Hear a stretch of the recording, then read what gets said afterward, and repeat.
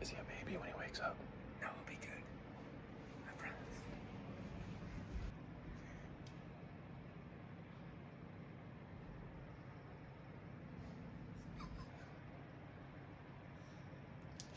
Yo. That scared the shit out of me. Morning, Blake. I'm Dan. Good morning. Nice to meet you. Oh, yeah, we never met each other. That scared the shit out of me. My heart racing. The first drop, you puckered like somebody's coming in there. You were like, hello. That scared me so bad. Oh, I'm up now. I scared the shit out of you. That was nice to meet you. Yeah, nice to meet you.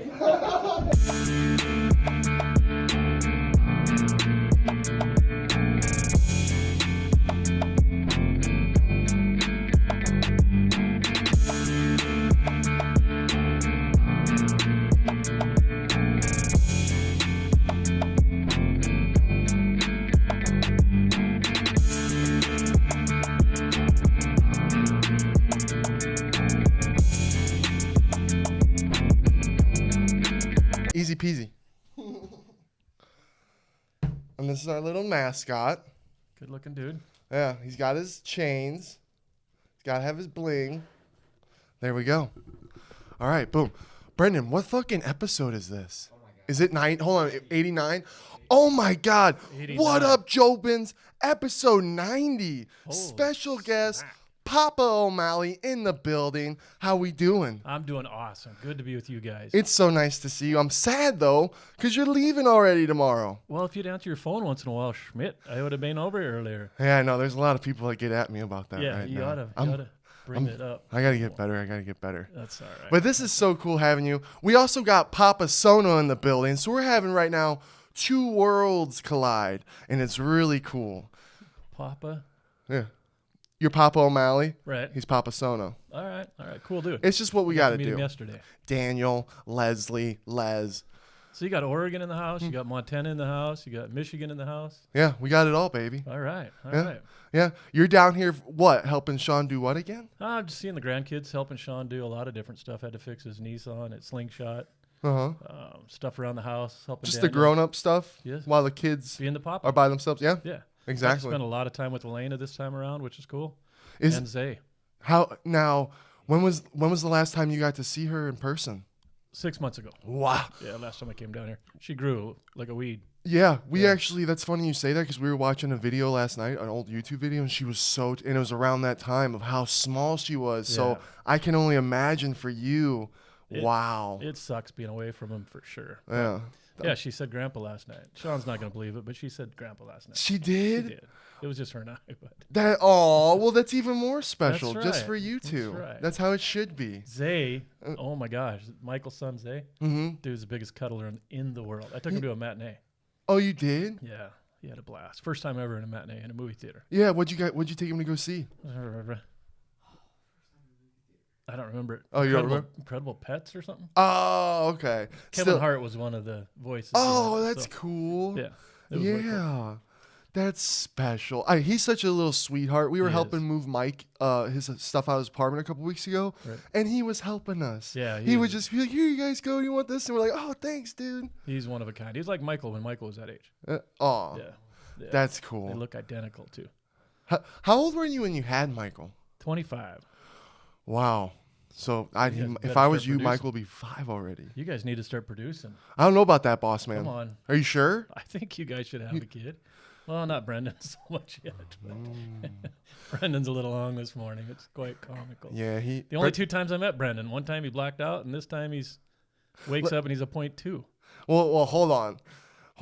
The first time you did that to him, let's talk about that real quick. Let's just do that. All right. Sorry, Jobins, this is a funny story. We're watching the fights over at Daniel and Alana's, and Brenden makes Papa O'Malley a spiked drink that's just crazy out this world. He's like, "Damn, fuck you, Brenden." It's stupid. It was stupid. And you actually you tricked me too. Tell him what you did. I want to hear from you. Well, the rest of the night I was spiking Brenden. Yeah. And then all of a sudden he got goofier than he normally is. What'd you keep telling him? I don't remember. You don't remember? No. You kept going, "Hey, Brenden, Are you gonna drink with us or what? Oh, that's right.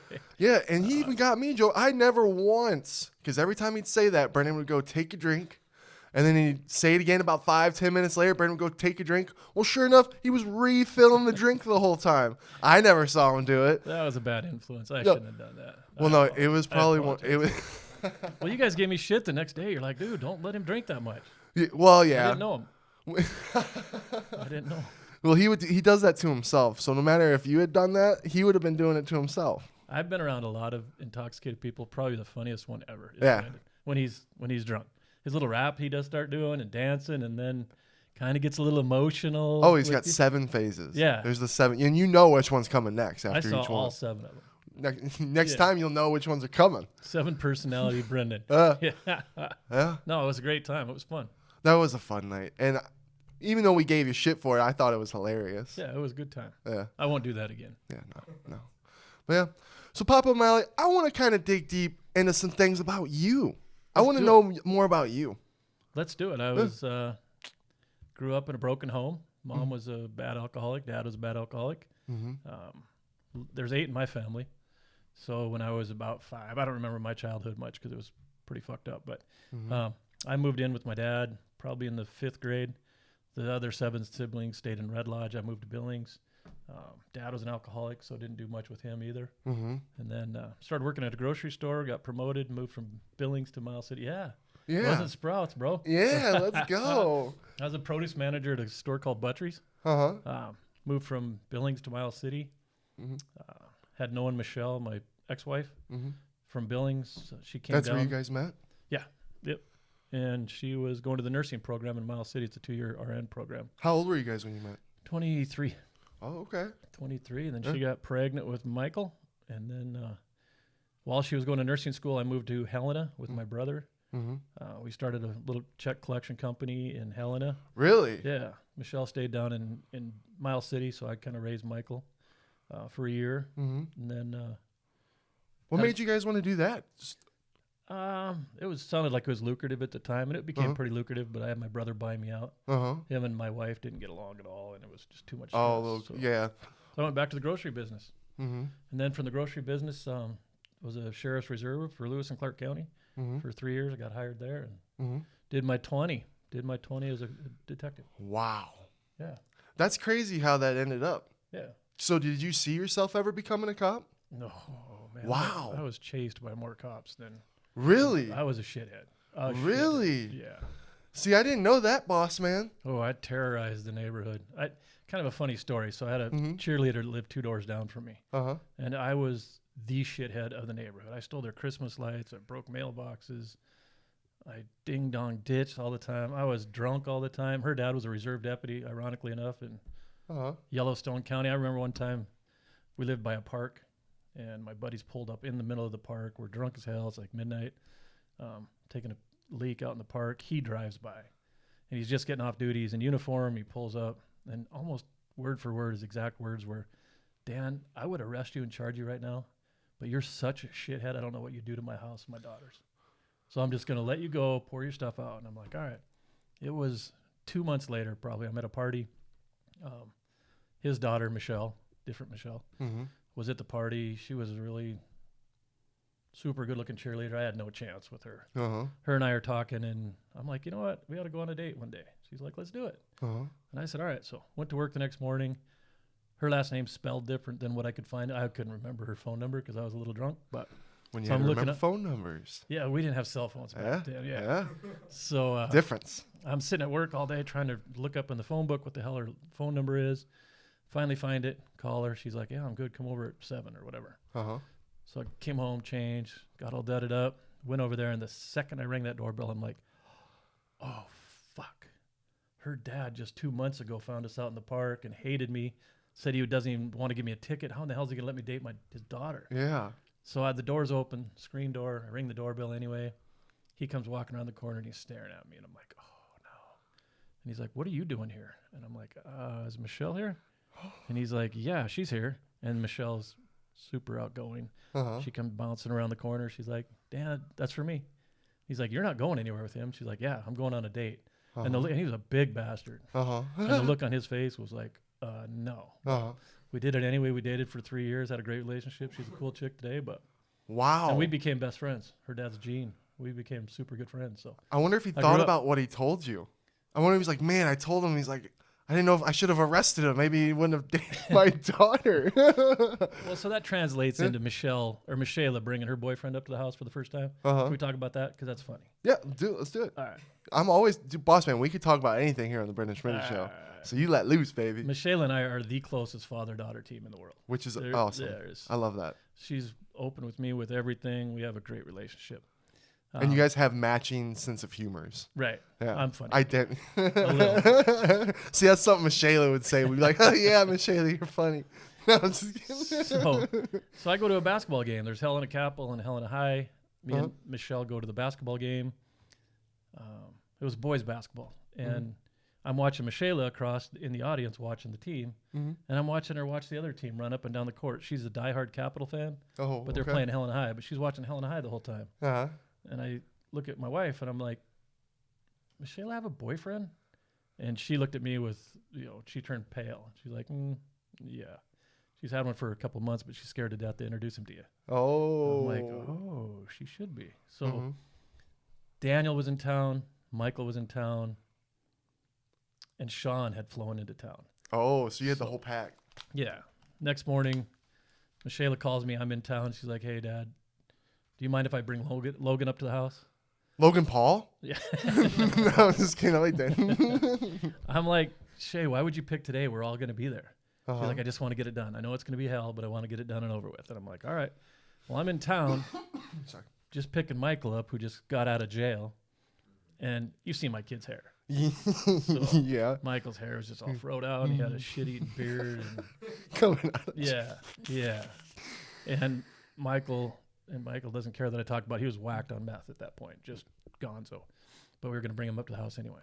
So Michelle is like, let's just do it. And I said, okay. So I was in town. I picked up Michael. Michelle had been at the house with Sean and Daniel for a little while.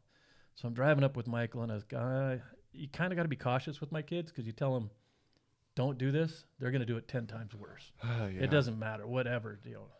Don't drive naked. They're going to drive naked on the top of the car. Really? They do exactly opposite what I said. Whoa. So we're driving up there, and I said, Michael, Michelle's boyfriend's going to be up there. I guarantee he's already gotten hell from Daniel and Sean. Let's just be cool when we go in there. And he's like, all right. And I knew better. So I go in the house. We had a big house. I go in there. Poor Logan sitting on the chair. Sean and Daniel have been giving him shit all night, for the last 2 hours. How would you like to go into that house? Daniel's all ripped up. Sean's an UFC fighter. It would be terrifying. And Michelle has talked about Michael. Oh, She's God, the like, pressure. Dude, my brother's crazy as fuck. So You're sitting there going, what the hell have I got myself into? yeah, so I walk in there. Right before I go in there, I'm like, Michael, just please don't. He's like, I won't, Dad, I won't.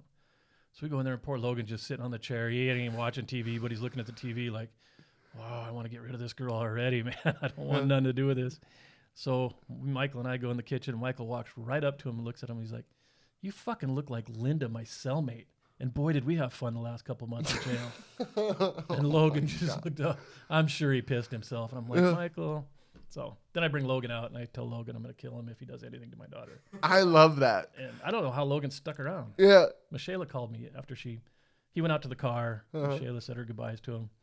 Michelle sends me a text. She's like, did you really tell my boyfriend you're going to kill him? And I'm like, yeah, I did. Yeah. And I will if he fucks with you. Well, you kind of say that. You say that to me. You're like, Shmi, did you get them light bulbs? I'm like, I sure did. You're like, I was going to kill you if you didn't. Let's talk about the light bulb. Oh, God. Schmidt. I lied to you, Papa O'Malley. Yeah.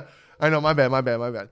I told him that I put the lights in already above us, but I didn't because I was lazy. Because we did get our box of 20s. So Right. I didn't lie about that. Right. I was just lazy. I talked to him at Walmart. I'm like, hey, did you get the light bulbs? If not, I'll grab them. He's like, no, I got them. You put them in? Yeah, I put them in. And then he goes running to put them in, and the fuckers don't fit. So now he's got to tell me the truth. Yeah, that's just what happens when you lie. That's why, I try not to. That was a little white lie. Even the white lies bite me. Yeah. Well, I they just should. can't They escape should. them. I just can't escape them. But you know why I love that story? Because you know what it reminds me of? What? Have you ever seen Bad Boys 2? No. You haven't? Uh-uh. Have you ever seen Bad Boys? No. What? I don't That's watch a... TV.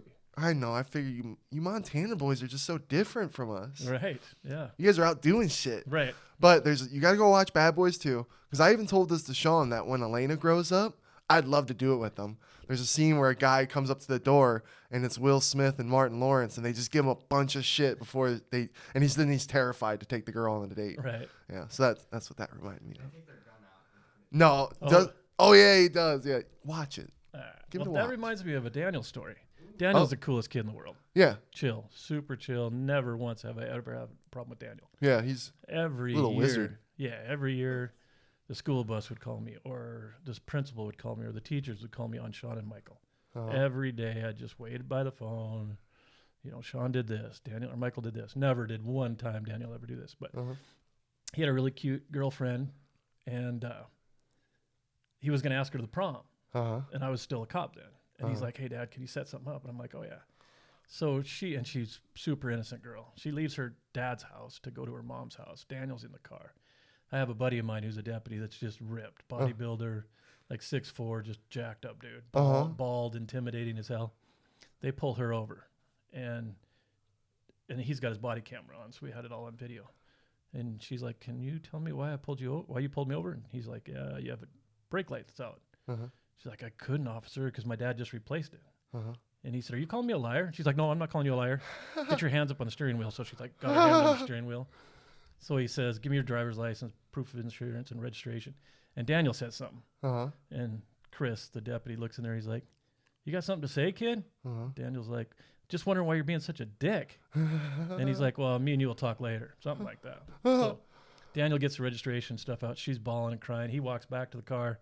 He comes back up to the girl, and this is a full-blown play now. Oh, yeah. Yeah. And she's almost in tears. Yeah. And he does something like gets on his radio, and he's like, "Yeah, she's wearing blah, blah, blah." And yeah, the passenger, really curly hair. Yeah, that's him. He says to her, "Were you guys in Great Falls," which is an hour and a half away? She's like, "No, we just came from my dad's house." "Well, that's weird, because you guys match the descriptions of a bunch of thefts up in Great Falls."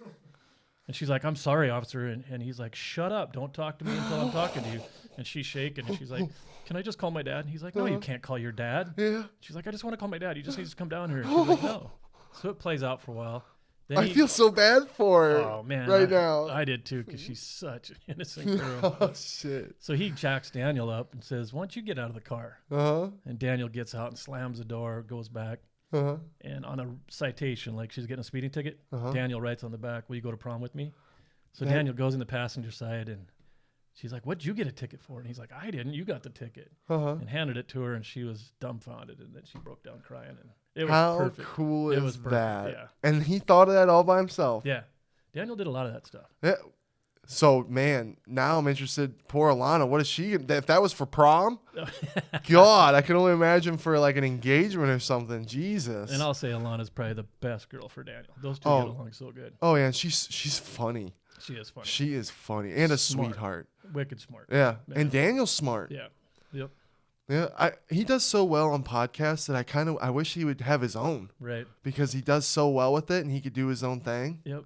He's so smart. And Yeah. he's smart in a lot of different things. Yeah. Yeah.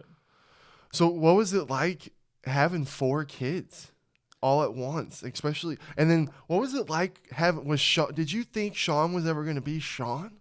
The fighter Sean? No, I get that question asked almost weekly, which is interesting. Really? Oh, I'm sorry. I just asked the most redundant question. No, that's probably what your viewers want to hear anyway. That's They what do. Yeah. They want to hear little Sugar Shane stories with Little you. And Sugar Shane. when did you what did you think of all this? That kind of stuff, you know? Well, you asked me 11 questions. I know. so- All right, here, I'll break it back down. let's Break it go. down. Yeah. What's it like raising 4 kids? Yeah, what was it like? Les can attest to this too. It just goes so fast, man. It goes way too fast. A lot of parents want to be empty nesters, but I didn't want to be an empty nester, man. I wanted my kids to hang out all the time. But all 4 were spectacular athletes. That was probably the best part. I was a coach. I coached baseball, basketball, and football for 10 years for each group of kids. Wow. Yeah, it was fun. That's a long time to do that. Yeah, That's it a was whole storybook right there. It was fun. I was a narcotics cop then, so I could adjust my hours. So I made sure I never missed their practice or their football. That is so cool. Yeah, Michael was a stud football player, What position did he play?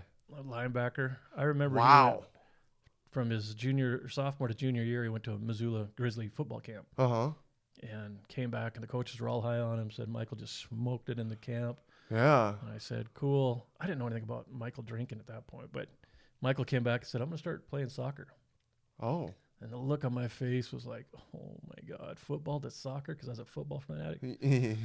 I'm like, all right. And it was mainly because I think those soccer players drank, and the football players not so much at that time. And Michael felt more comfortable around the soccer players than he did the football players. But I'd go to Michael's soccer game. I get that. And he's so goofy, man. That him and Sean need to be on a prank show or something, because those guys will do anything. I'd be sitting there as a proud dad watching your son run out in the soccer field to warm up. Him and his buddies would have their shorts jacked up their tits, and they'd have different colored socks on, and they'd run like they're complete geeks. They'd be wearing glasses. And, just being goofballs. Oh, man, yeah, it was so embarrassing. I know, but that's fun. To me, that's fun. It's funny now. Yeah. It's not funny when you're the dad. I'd have been I would have been a friend going, Yeah, exactly. Yeah. So, but yeah, and Sean played football, baseball, and basketball. I really thought if he's going to do anything above a high school level, it would have been baseball. The kid's a freak shortstop, both him and Daniel. Really? The funnest shortstops I got to watch. I mean, those guys were just That's a cool amazing. position, too. Yeah, you got to be fast. Yeah. Yeah, and smart. Yeah. Then Sean just didn't like organized sports. He didn't like authority at all. He didn't like bus drivers, teachers, principals. Just did not like that group. So I remember he wanted to go to high school and play football, but not for this team. So my sister lived in a little town called Hamilton. Her husband was a principal at the time. So Sean made the change to go down there. And I remember dropping him off that morning or that afternoon at Hamilton High School. We go out there, we're like a half hour late. The whole football team's out there practicing. It was the first week of two-a-days. And I'm thinking to myself, there's no way in hell at 16 years old I'm going out there. Yeah. I'd be too afraid to go out there. It's intimidating. Yeah, and Sean was moving there. Yeah. So we say our goodbyes, and he was being a little turd back then. So say our goodbyes, and I watch him walk out on that field and just join the rest of the team. One of the games, I might have exaggerated this because I do exaggerate once in a while. I'm pretty sure he played a team called Anaconda, and I think he scored 7 touchdowns that game. Like 2 pick sixes, punt return. He was a receiver. And I know the coaches on the other team were just going, holy shit. That's incredible. Yeah, but my sister and her husband, straight-laced people, 3 daughters that were, also athletic. And then here comes Sean with earrings in and fluffy-ass hair. And it didn't last very long. My sister, Sean wanted to come back. So Sean came back, and then he wanted to get into boxing. I said, all right, cool, let's go. So we went to a boxing club downtown. They weren't interested in us at all. Sean walked in there. He's a little skinny, lanky kid. Yeah. I talked to the owner, and he's like, "Yeah, well, fill this application out." That's funny. Yeah, we'll get you going. Yeah, and that he kind had of nothing to do with Sean. So that's funny. Another friend of mine, Native American guy, Golden Gloves boxer. His son's a Golden Gloves boxer, and his daughter at like 13 was a Golden Gloves boxer. He's from Ray Moore. He's from North Dakota. Had a little house up in the mountains. He said, "Yeah, I'll show you. I'll teach him what I know." We go up there, and it was a treadmill that didn't even work. It worked, but barely. It skips and stuff, and a heavy bag, and that was about it. Yeah. So I'd bring Sean up there at night, 3 nights a week or whatever Ray could do. And about the second week, he's like, "Dude, I've never seen anybody this fast in my whole entire life." Really? This kid's got something. So then Shawnee County advanced to kickboxing for a little bit. Grabbed a bunch of wrestling mats from the high school and put them up in our garage. He didn't ever ask if he could do stuff. Like he was borrowing one of our cars, and he came up to me. He's like, "Hey, Dad, I sold that Honda." I'm like, "Oh, you didn't ask me." He just up and sold your car one day and bought this Nissan Altima that I'm still working on. He had a bunch of wrestling mats up there. Hold on 1 second, boss man. That's our camera being our camera. It happens. See what we deal with? That's all right. Our cheap ass shit, but it's okay. Now I just gotta go. It's recording again. 5, 4, 3, 2, 1. Boom. Go. Back. We're Yep. back. Yep. I don't know. Remember Editing. Sean had sold your car. You got the car. And then he brought the wrestling mats up, and before too long, Sean would have 5 or 6 people up wrestling on the floor and doing a lot of jiu-jitsu stuff. And then did some boxing events, knocked everybody out. Kickboxing, knocked everybody out. And then finally, when he got recognized, he was at a fight in Great Falls. We're going to talk about all the shit I did for that kid at every MMA fight. Well, I was already trying to think about the 3 nights a week, taking your boy to this not the best place, and you guys, that's a grind right there on Yeah. top of what you're working with, raising kids, dealing with all that. Right. That's a lot. Right. We'll talk about just getting ready for his fights, because Yeah. that was insane, the stuff we had to do. But he was at a fight in Great Falls. Tim Welch, his now coach, Oh yeah. flew down from the lab, kind of a guest appearance for him because he was going in and out of the UFC. Watched Sean fight and told Sean that if he wants to train, to come down to Phoenix. And I always think moments like that in how they traject such a different path in your life. Right. It's insane. Yeah, if that night would have never happened, Sean wouldn't be where he's at today. Right? Yeah. So he did. He called me Moments. about a week after being down there. I think we got him a plane ticket the next day. Mm-hmm. I drove him back to Great Falls. He jumped the plane, met up with Tim. He The called Nick- about a week later, and he's like, "Dad, man, these dudes are badass." So I'm getting my ass kicked at 135, and Uh-huh. his head was hurting because he was just going all out. Yeah. So my coolest story about Sean is he moves back, and I said this on the last podcast. I don't think nobody knows the true Sean, Mm-hmm. how big a heart that kid has. He came back to work with special need adults and absolutely loved it. There's group homes up there all over with adults that have special needs. I'm at Daniel's track meet. I'm at the end of the 100-yard dash. Sean's whole entire high school class is up watching. It was a state tournament. Oh, okay. So I'm down on the field at the 100-yard dash at the end of it. Uh-huh. And Sean calls and he's like, "Hey, what are you doing, Dad?" And I said, "I'm at Daniel's game." And he's like, or track meet. And he's like, "Oh, shit, I forgot. I'll be there." And I said, "Okay."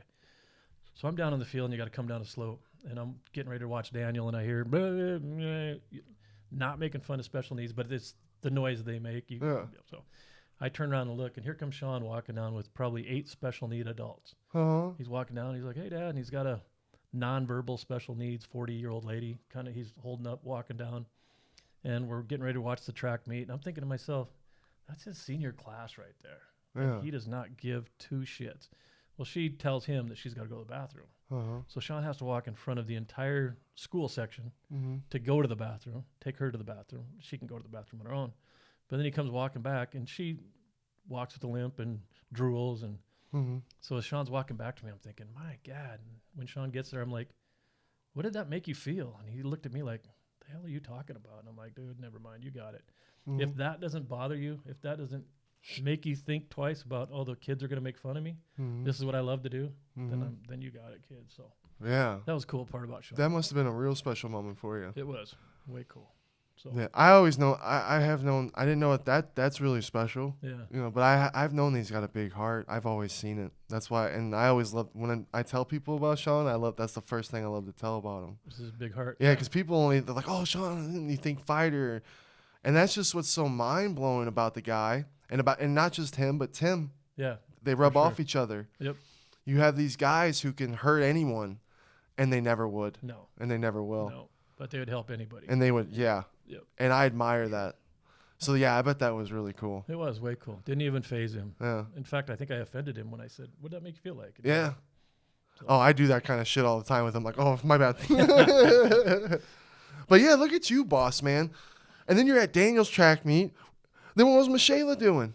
She was probably in gymnastics. I think Michelle and I talked one time summer. They all traveled too. Uh-huh. So it wasn't just high school. Uh-huh. They're all on their traveling teams. Uh-huh. I think we spent roughly $25,000 one summer traveling every weekend. Michela's gymnastics was crazy money. Yeah. But you'd have to, travel. You got to get motels. You got to get food. You got to pay this, and you got to pay the coaches, and you got to get new shoes and Mm-hmm. new cleats. I think one summer we ended up spending $25,000. We were gone every weekend. We didn't get a camp, boat, nothing, Wow. because it was all traveling.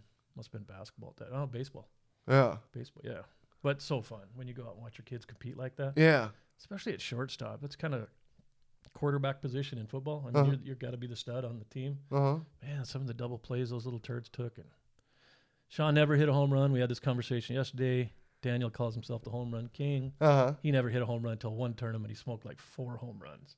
So now he thinks he's a home run champion. But I mean, I never hit a home run in baseball. That would feel cool. I never played baseball, but that would feel cool. it'd be hard to hit a home run from baseball if you've never played. Though. Yeah. And, well, Daniel, I call him little mini Joe Rogan. Yeah? And he's more jacked than Sean. Yeah. If you for stand them sure. boys next to each other, he's like, Oh, and, yeah. and then he likes to wear those shirts where you're like, "Oh, hey, what's up, Daniel?"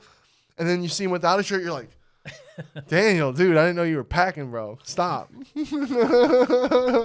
Daniel still owns a record up. Daniel was fun to watch, man, in football and basketball. Uh-huh. And because of his curly hair, the photographer for our high school or for the newspaper, must just love Daniel's hair because every weekend that kid's picture was in the front page of the sports page. Really? And his good friend Will Hunthausen is a freak athlete. He was a receiver. He broke a record one night for the most receiving catches in a game or something that was set by a super stud 10 years before that. So it was a huge event. And his name's Will Hunthausen. Great kid. You're like Goodwill Hunting almost. Yeah. Super cool kid. The next day in the newspaper, I'm thinking Will Hunthausen breaks school record. Stupid picture of Daniel's hair in there. So Daniel got to flip Will a lot of shit. He set a record. My head's still in the front page of the sport. So. That's cool. Yeah. So you just got a whole family of athletes in you. Right. Where does it come from? Were you an athlete as a child? Did you just ask where it comes from, Schmitty? Yeah, I did. The viewers want to know where did it come from. Have you met my ex-wife? Is it from her? No. Well, she's Cool handy. lady. She's so handy. She's been super helping us so much. I wouldn't be surprised if it did. Chewing gum and walking is not her deal. So, She's lengthy for a girl. Yeah. I don't know if it came from... I had to work my whole life because of my parents, but I played a lot of racquetball, a lot of squash. Every time the kids were newborns, they'd be in the racquetball court with me or we'd go to a tournament. So oh, no, that's they get cool. to be around that all the time. And then I made sure they came to the work club with me and worked out. And they're just God's gift, man. They just gave all four of my kids. Michela's a crazy stud. Yeah, well, they all are, you know what I mean? Yeah. So, yeah, I was lucky, blessed, for sure. Yeah, that's really cool. It's interesting to see what happens with Elena. What's going to happen? Yeah, she's a girly girl. Yeah, you think? She's a little princess. Yeah? Yeah. Zay's going to be a little stud, I think. What do you think he's going to be like? He looks like a linebacker already. A little running linebacker? back. Yeah, that's crazy about Michael being a linebacker because, like, man, you must be able to hit. Yeah. There's a AA football. I went to a 6A football game Friday night here in Arizona. Crazy how much bigger 6A is than AA, the kids. It was a great game, though. I played football, so I didn't get to play because we couldn't afford the football team that I wanted to be on. Right. So, like, my middle school was 7th and 8th grade, and I would just do the BFS program, bigger, faster, stronger. Oh. And because I just wanted to be there with the boys. Right. Well, my freshman year, I finally got to be on the football team. They didn't have a helmet that fit me. No doubt. No doubt. Yeah, they had a special order my helmet. And it wasn't until I don't think I got it until the second game of the season. Really? And so here I am all season, all summer doing the 2 days where I'm just doing all the run-in and hard shit and then standing like this on the sideline while they're doing the drills and shit. SpongeBob wasn't invented yet? Well, yeah, kids would come up to me like, "You're the helmet guy, right?" Yeah. Like we'll spin that thing on our heads, man. That thing's so big. I wanted to sign it and put it in the case, but I think I quit football and played volleyball, so they were like, "Fuck that guy." That's funny. Your head was the size of a volleyball, though. Yeah. Bigger than a volleyball. You want to know I haven't said this in my pod yet. You want to know what the most embarrassing moment I ever had in volleyball? Huh. Because I love. Did the kids ever show interest in volleyball? No, we didn't have it for boys. Michela played. Oh, crazy. They didn't have it for boys out there? No, they ran. Michela's team was on the state championship 2 years in a row. But they were studs. That's cool. Yeah. What position did Michela play? I think mid. Mid? I don't know the position. I was right side. Yeah, I was right side. We had I had a good buddy Kyle back at home. He was 6'10". Oh, he was our middle. shit. Yeah, but he was one of those guys where it's like your hand-eye coordination just kind of takes a little to get there. Right. Yeah. Michela set a record in volleyball too. Now that I think about it, for the most aces in a game. Really? Yeah. I love serving's my favorite. When I get an ace, you feel good. Oh yeah. Yeah. You're like we'd have our own little chant and everything. Right. God. But yeah, okay, so my story. So when we're in a tournament and I go to hit the ball, right? Completely miss. I land back down on my feet. Nice. And the ball hits me directly on top of my head. The whole crowd busts out laughing. I'm like embarrassed as hell because I wanted to smack that ball so bad and I missed. That was one of them days. Hey, throw it on yourself. Yeah. There's nothing wrong with I had some good play. One time I dove. You wouldn't believe it. No, I would. Oh. I would believe it. Oh, okay. Well, I dove one time off the side of the court, boom, and went all the way on the side of the net, got a point. That was like my moment. That's cool. Yeah. So, boss man, you've been in. I want to get back to your police a little bit because Okay, let's call it sheriff. Sheriff. Yeah. Sheriff O'Malley. Police are the city cops. City cops. Sheriffs are the county. They're good guys. Okay. Yeah. Okay. See that? Cause see, I'm so ignorant to all that kind of stuff. City wears blue typically. County usually wears brown. Okay. Yeah. So the Okay. city regulates what goes on in the city limits. Uh-huh. We do everything out in the county. Okay. But we can go into the city. But you can't go. So when City you, can't come out to us. okay. So when why you we guys got 'em. come out, it's like a little more, oh God. Yeah. Okay. Yeah, we're bringing the big guns. Thank you for your service, because I You're think a lot of cops get too much bad reps out here. It sucks. Yeah. There's no way. I retired 3 years ago. Mm-hmm. No way in hell. I don't care what they'd pay me. I'd never go back. You would never go back. No. See, and that's what scares me for the future. Yeah. No, I agree. They're having very tough times recruiting for sure. A Really? lot of cops are retiring. Really? Yeah. A lot of them. And it's just so scary and everything. We could go down a lot of conversations with that kind of stuff that probably people don't want to hear my opinions on. Right. But just because like I'm afraid of guns, and I wish people didn't have bad people. I wish bad people didn't have guns, but you're always gonna have them, right? Bad people Right. are always gonna have them. Yep. And it just sucks. I think all good people should have a gun. Yeah, that too. Because I just- I'm for that. I just got Sean an AR-15. It's a rifle. So we're supposed to go shoot it today, hopefully. That's cool. Yeah, it's going to be fun. We carry that in our patrol car. So Really? yeah, it'll be fun to go shoot with. That would feel hefty. I It's mean, I've insane. never even shot a gun. It's insane. The power you get when you shoot a gun, Uh-huh. it's pretty cool. I've shot a BB gun. Yeah. My dad never trusted me with a gun in my hand growing up. He's like, I'm not taking you hunting. You'll kill me. Like, no, I won't. just Come here, kidding. Dad. Go to sleep, Dad. Yeah. Yeah. But yeah, thank you for your 20 years. That's a long time. It is. My career was pretty unique. I was on patrol, which means I got in a patrol car and drove around the counties answering normal citizen calls. Uh-huh. But 3 years into it, there was an opening for narcotics cop, Uh-huh. which was my passion. Uh-huh. So I applied for that, got that, and worked 10 years, basically 7 years as a narcotics cop. Mm-hmm. And then I went back to homicide detective, cold case, rapes, property crimes. So Deep I only spent stuff. 3 years on the street. Wow. Okay. Which But is great. those 3 years, that's a long time. 3 years on the streets dealing with the craziness of whatever is going Yeah. on in Montana. Yeah, there's a lot of stuff. 'Cause I we bet. just talked about guns. Everybody's got a gun. I remember when the FBI came down and got Ted Kaczynski, the Unabomber. Oh. The funny story was the FBI radioed back to their guys and they're like, every motherfucker in this state's got a gun Uh-huh. because everybody has a rifle in their back windows of their truck. So, Uh-huh. so that was their big thing was how come everybody in this state has a gun? So, but Yeah. yeah. And Ted then, Kaczynski, do you know the Unabomber? yeah. Oh, yeah. So I was his private guard in our jail when they arrested him. Him and I played basketball together. Really? Me and Ted played basketball You together. played basketball with him before he did it all. Dude's a freak. No. After he got arrested, he went into our jail cell. So he was on suicide watch. Oh, really? Yeah. So I had to sit there. The feds paid us, X amount of dollars for 12-hour shifts. Uh-huh. Didn't want him to kill himself. Yeah. So every couple hours we got to go out on a little rec yard, and dude's a freak. And did you actually, you talk to him and everything? Yeah, all the time. I kicked his ass in basketball. Really? Yeah, he's the most. Yeah, he couldn't. He had a volleyball. Is he still alive in, Yeah. in He's in Colorado, I think. in Colorado? Wow. He was a crazy dude. He was interesting for sure, but he'd come out on the rec yard and he'd stretch his right calf and then his left calf and then his right hamstring, left hamstring. Very precise on everything he did. Mhm. Then he'd run around 9 laps forward and 9 laps backwards. You ever play pig? The game of pig or horse? Mhm. Brendan just beat me and Papa Sono last Really? night. And yeah, I'm still upset about it. You would have been able to. You would have beat Ted. Oh, yeah? So Well, I wanted to would play- want to have beat Ted. Fuck him. Ted. Fuck you, Ted.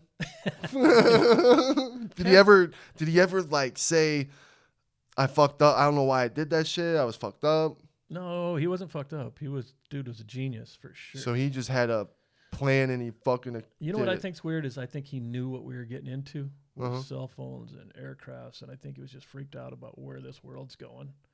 And I think he did not want to see technology advance as fast as it did. But Really? we'd play pig, and I'd beat him in pig or horse. Uh-huh. I wanted to one time play him in a game of bomb.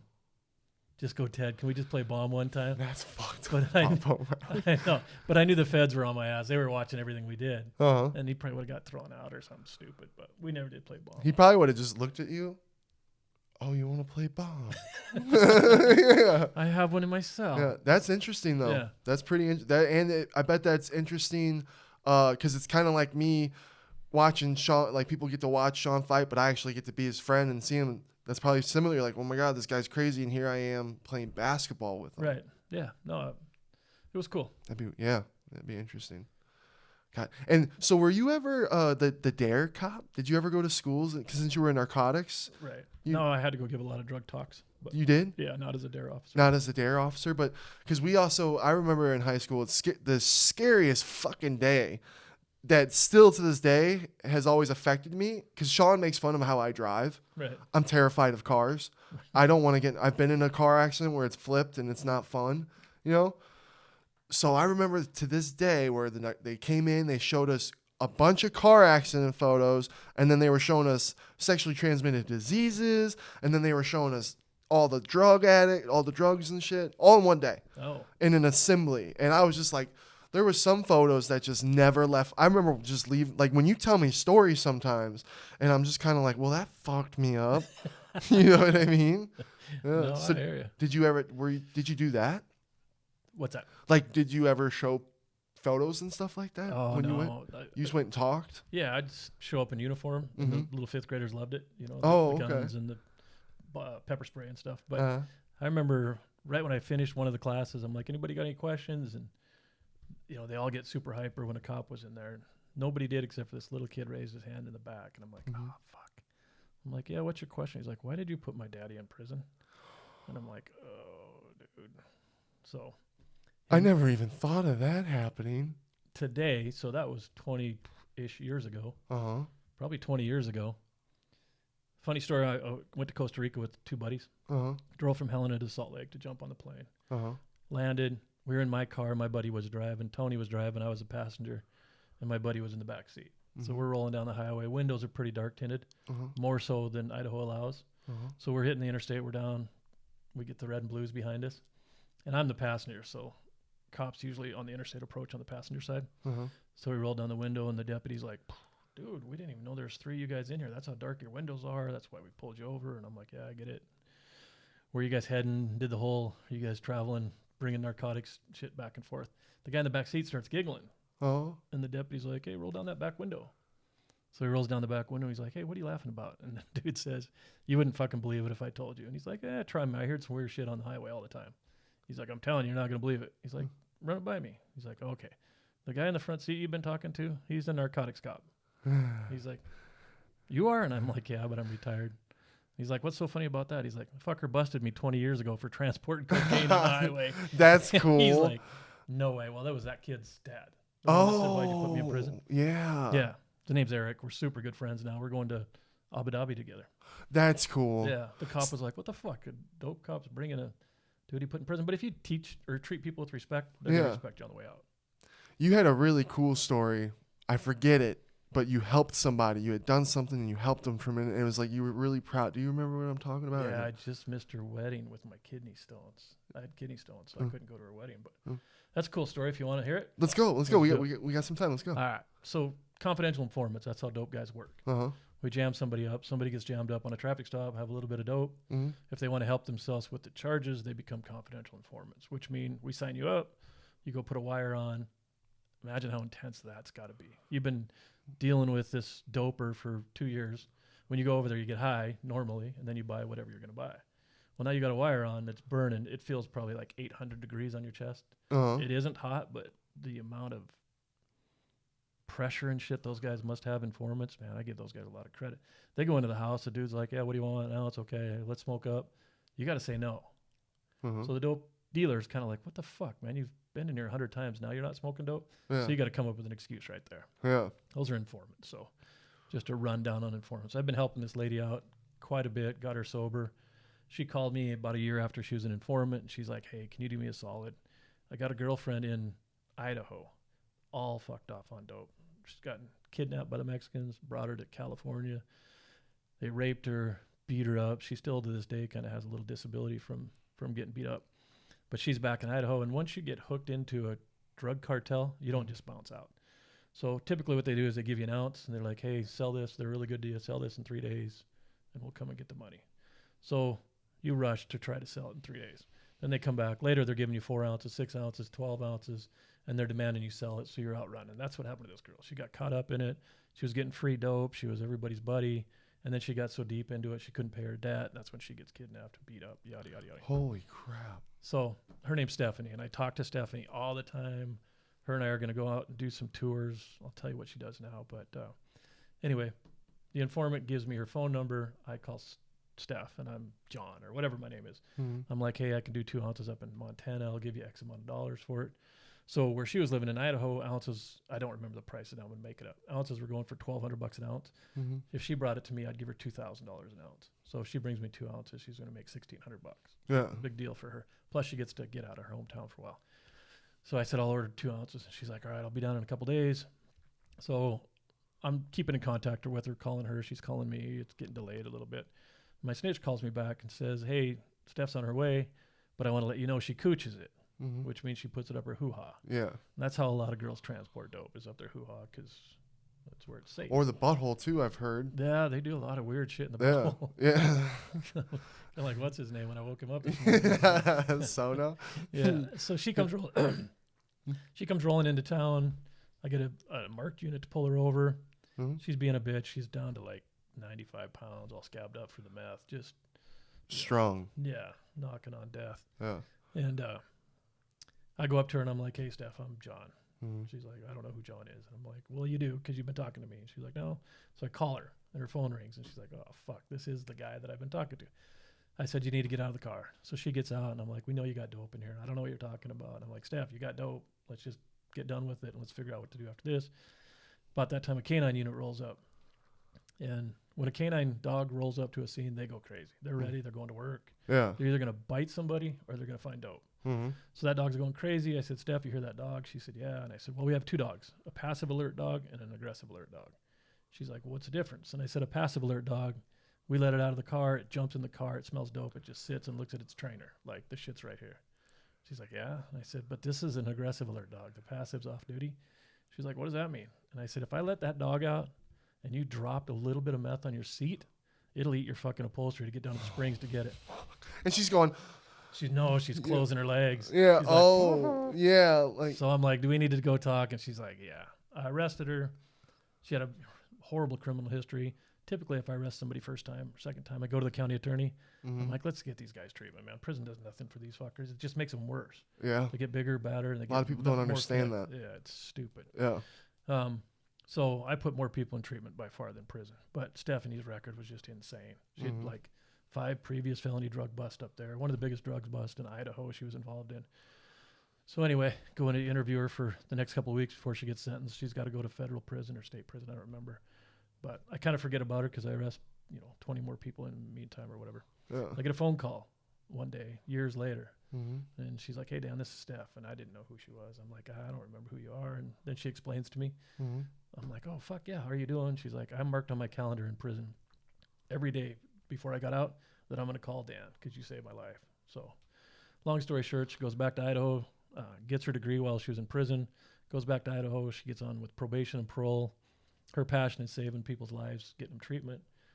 That's been 4 or 5 years ago. She just recently took on she's the liaison for all chaplains in the state of Idaho and all chaplains in prisons in the state of Montana. How amazing. It's insane. That's amazing. Yeah. So she sent me a wedding announcement. I totally spaced out because I got kidney stones, so I sent her a long text. But I surprised her one day, just real quick. Excuse me. I had to go to Utah, which we go through her hometown. I called her boss. Sorry. Water. I go to her boss. I called her boss and I said, hey, my name's Dan O'Malley. And he's like, oh, I know who you are. Steph talks about you all the time. I said, I want to go down there and surprise her. And he said, all right, go down there. We go into his office. He said, Steph's out on a call right now, but she never makes a mistake. The girl's precise and everything. I just texted her saying, Steph, you need to get your ass in here right now, which is Steph would freak the hell out. She was in a meeting or something. She sends back, I'm in a meeting right now. And he's like, I don't care. Get in here. So she was freaking the fuck out. Because she thinks she messed up. Yeah. So I was sitting in the office, kind of my back's up against the wall. She comes barging in there and she looks at Dan, who's her boss. She's like, Dan, I'm so sorry. And she turns and looks at me for a second. She's like, I'm so sorry. And she went, what the fuck? And she just collapsed, man, just to the ground and started bawling. Because she realized it was you. Yeah, and I hadn't seen her since she went to prison. So that was way cool. So today we're really good friends. She's writing a book. Yeah, that's special. Super fun. Yeah. Papa O'Malley, I'm so sorry. Our battery's going to die. Dude. It goes by quick. I want you back on. because people just got, even with that, a story like that is just a small glimpse of how awesome you are, because how you can change someone's life like that so dramatically. Like Perfect. that. Yeah. Well, I That's appreciate being on. Oh, you're a legend, Papa O'Malley. We appreciate you being on. Cool. We'll get you back. Thank you for watching, Jobins. We hope you enjoyed episode 90. Let's go. Damn, that flew by. I looked at 50 minutes? Yeah. Holy shit. Yeah. Yeah. Damn, I wanted to keep going too, and I was I know, dude. It was. Oh, we could have kept going. It's probably gonna go off. Though. It's probably gonna be go one off any second. second. So right now, you know how it went off. Yeah. If we charge our batteries and we have them on the charger before we start our pod, it overheats the camera real quick. Oh. And then it'll keep doing it. So now we have to charge our batteries before and just make sure they're good. But then these batteries are old and they're dying. So when you don't charge them right away, they don't keep their charge. Right. So before we could do our pods with them fully charged. Right. Now I have to range it to 50 minutes. 45, 50 minutes. So that's why we were at 49 minutes, you know. So I thought that fucker was getting ready to die in Right. a second, and I didn't want that to happen on our episode. Did you hit the stop record button? Oh, that don't matter. No, yeah, you can hit. I just hit it. Yeah, you can stop.